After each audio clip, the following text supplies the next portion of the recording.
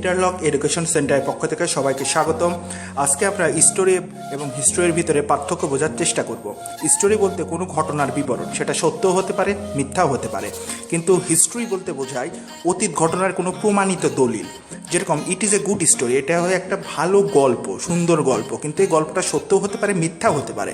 কিন্তু we study the story of romance, we study the story, এই জায়গায় যদি স্টোরি লিখি তাহলে স্টোরি হবে না, এই জায়গায় কী হবে? এই জায়গায় অবশ্যই আমাদের লিখতে হবে হিস্টোরি।